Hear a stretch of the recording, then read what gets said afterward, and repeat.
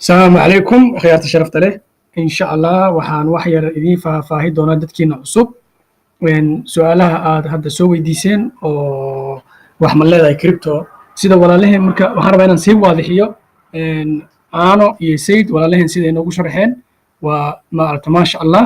أو وحيرنا نقصي درو نسيب واضحية سيدا إنه شيئنا ووضع واسداس نظامك واسداس لكن إن شاء الله ودي سي واضح دونا meeshan waa coin market capka meesha lagu kala iibsado coin walba oo jiro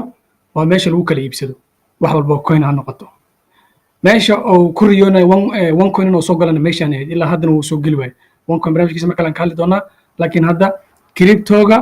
iyo qaabka looga faa'iido iyo qaabka loogu khasaara insha Allah aan sidii walaalahin igu horreeyay soo sheegeen aan ana idin sii sharixi doonaa wixii fikirkii ka dhiibi doonaa marka coin market cap gashid hadda Litecoin oo kalento waa arkayna Litecoin markaa jag ku siisid maanta waa 61 xilligan hadda duubay waa $61 iyo 41 Litecoin bil iyo barkoor waxaan xasuustaa $25 ilaa $30 soo marka waxaa ku kartaa history date ka galaysa history date ka markaa gashid history date kan gal waa kaasa marka waxaan dheehaynaa saddex bilo ugu dambeysay kaliya aan taabanayna saddex bilo ugu dambeysay kaliya markaan taabano saddex bilo ugu dambeysay waa arkaysiin qiimaha mar buu isbedelay waa kana 30 February markaysiin 30 oo ahay maantana waa 60 waa 50% faa'iido markaysiin marka walaalkeen aana sidoo kugu sheegay Janis waa 28 markaysiin halkan $28 waana December 18 marka hadda dhicitaankii faraha badnaay iyo yani waa laga soo kabsanayaa oo dhicitaan waa kasoo gudubnay marka dadkiina hadda soo galay waxaa ku helaysiin koonyaashii annaga aan ku gadanay $100 ama $10 ama $4 idinka boqolkiiba 90% qiimo dhimisa ku helaysiin marka aan si fiican u sii galno Litecoin waa kan hadda maanta waa $60 $61 iskale marka waxaan gelaynaa Litecoin isla asaga qaabka lagu khasaar haddana idin fahansiin doona insha Allah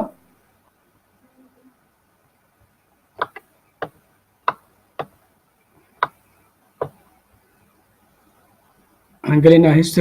gelaynaa history data markaan galno waxaan dhahaynaa marka hore 3 bilood aan dhahnay waxaan dhahaynaa 12 bilood so 12 bilood waxaan tegaynaa meesha ugu dambeyso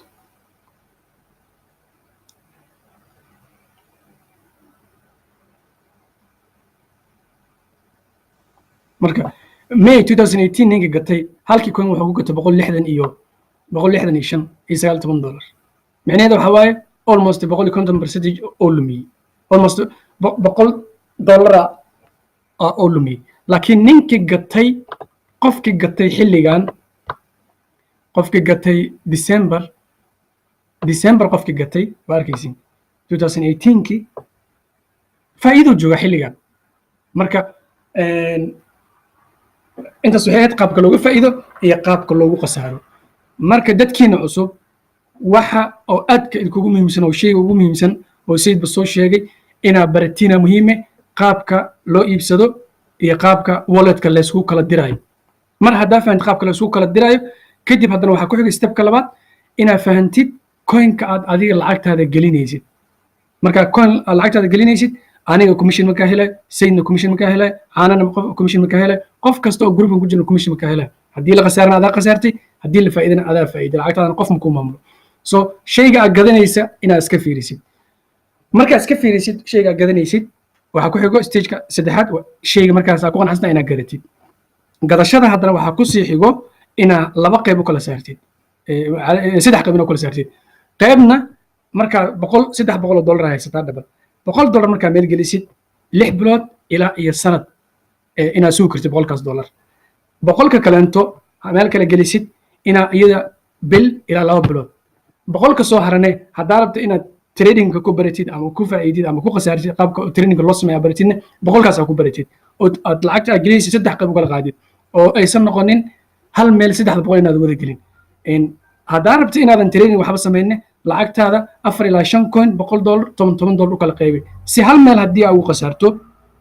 meelaha kale ugu faa'iidid haddii aad 10 coin aad gadatid oo min $10 ka gadatid hal coin keliya haddii uu 100% kaco coinkaasaa soo celihayo lafiya aad gelisay faa'iidada ugu horeysa aad gelisane lafaha ugu horeysa aad gelisay haddii aad ka faa'iido oo ilaahay faa'iido naga siiyay marka ugu horeyso lafahaaga kala bax si yani culayska kaaga yaraado iyo fikirka iyo problemka iyo waa lagu dhaca iyo tuugo way mar walba marka meel gelisid lafahaaga kala bax insha Allah waxaan kusoo gaabi doonaa cashirkeena maanta intaas kusoo gaabi doonaa wixii su'aalaha qabtiinne waana soo weydiin kartiin walaalkeen sayidka iyo caanana aad iyo aad u mahadsan yihiin wixii su'aalaha qabtiinne technical ku saabsanna waa weydiin kartiin anigana intaasaan ku biiriyey waana mahadsantihiin asalaamu calaykum asxaaba crypto